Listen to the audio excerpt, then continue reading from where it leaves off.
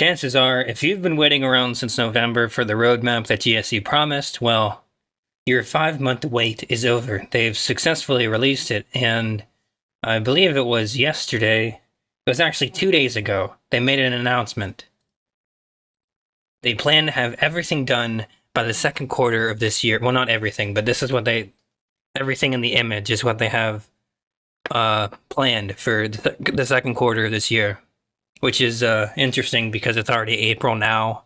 It's already mid-April now. So, but for right now, they have critical A-Life fixes, ongoing stabilization and visual improvements, free Ladochka and other blockers removal, and new controller ability in squirrels. Those are the 4 things they have checked off on their list right now. The next big thing, I guess, is the beta mod SDK kit, with a closed beta, with mod makers to test it, to release the beta mod SDK, a mod guide, and mod.io and Steam Workshop integration. Next up is A-Life for AI updates. This would go on to mean persistent A-Life improvements, smarter human combat, better cover, flanking use, limited grenades, mutants eat corpses, and mutants react to threats. So, if you played Shadow of Chernobyl and you saw a dog eating a corpse or some shit, you're like, damn, that was pretty cool, man, right? So they're gonna bring that back. Really epic. Next up after that, mutant loot. I don't know. If you ask me, they could just work with the creators of the mutant loot mod, because that seemed to work pretty good.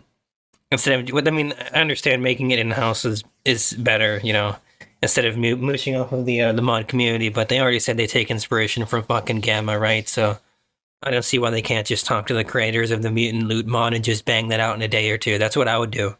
Just talk to them, say, hey, you know, let's officially get this on board. Let's see what we're doing. Let's bring this in-house and maybe even pay the guy, you know, because he already did the mod work, you know what I mean? Anyway, after that is shader compilation skip, which is a big one for sure. If you've been playing the game and you've been launching it every fucking time and it takes forever or it takes longer than 5 minutes, then you're like, wow, this kind of fucking sucks.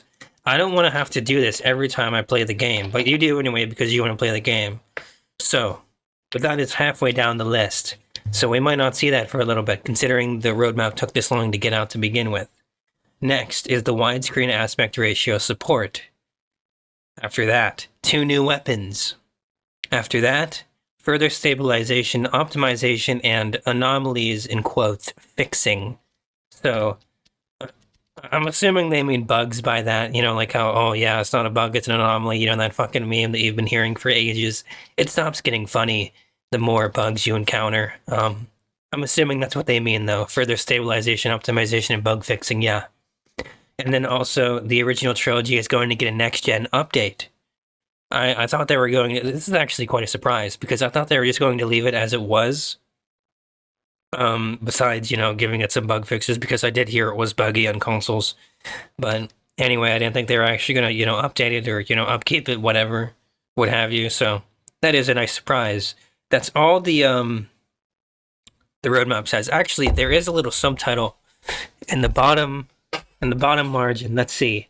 Mission targets may be moved from Q2 to later dates in case of zone instability. That's fantastic.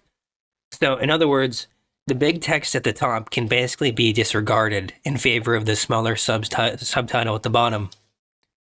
We should expect this by the end of the second quarter, but if it doesn't happen, then it'll just be moved, and that's not really a surprise because it took them 5 months to put out an image, okay, with text on it. So we'll see. You know what? We will see. There's 4 things checked off already, and it looks like there's, 12 or 13 things here, so we're already a quarter of the way done, and it's mid-April, so I'm going to be optimistic here, seeing as we have the roadmap, and say, hey, you know what? Let's see what they're going to do, because if they're going to follow it in a top-to-down order, then the next thing we can realistically expect is the beta mod SDK. So if you've been looking forward to the SDK, you're like, damn, dude, I'm gonna get some mods out there. I'm gonna, you know, seriously mod the shit out of this game to improve it, because fuck knows they can't. They're trying, bust their heart, but it's a losing battle. Anyway, Well, just wait for the SDK to release, and it's free range from there. Because once the SDK releases, it's going to be so much easier, so much better. Mod makers can work together. There's going to be more at stake. There's going to be more that can be put into the game.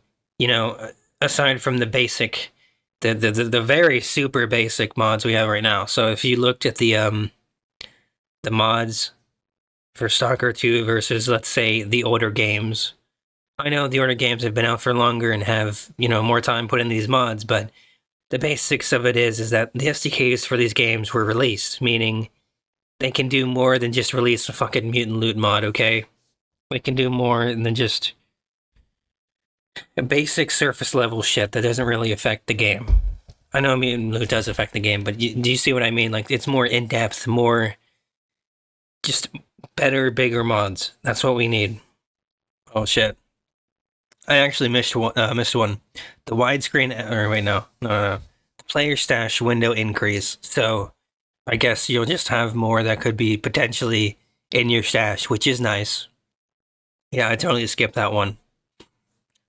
That would be pretty cool to be able to store more loot and everything. I mean, honestly, I've never really used stashes. Maybe once in a blue moon.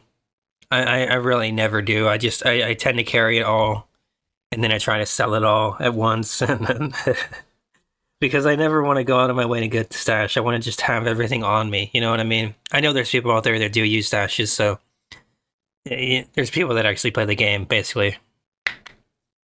Anyway, there's a lot going on here for the roadmap. There is a lot. It's quite busy. Do I expect it by the end of the second quarter? I don't know, man. That's a hard one. What is this at the end of the second quarter? June, July, something? Middle of the year, basically, right? Yeah. So I don't know. That's hard. I will say it's ambitious. If we actually got this in November, I would say it's a lot more achievable because this is from like the new year hasn't even started then. So, but considering it's in April now, I'm going to say this is pretty ambitious. I'm not going to say it can't be done. Okay, we've already got the game. We've come this far.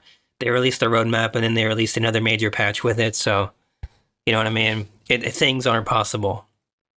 I'm not going to say they're not. Miracles are achieved every day. And you know what? Having Stalker 2 in the first place is a miracle in and of itself, despite the buggy, fucked up state that it is in. Because launch was even worse. Not that it's much better. Anyway, this is what we have to look forward to. Regardless of the fact that it may or may not take a while to receive these changes, to even hear about them in the first place, because, well, I don't know. That's just the way GSC is. Yeah, anyway.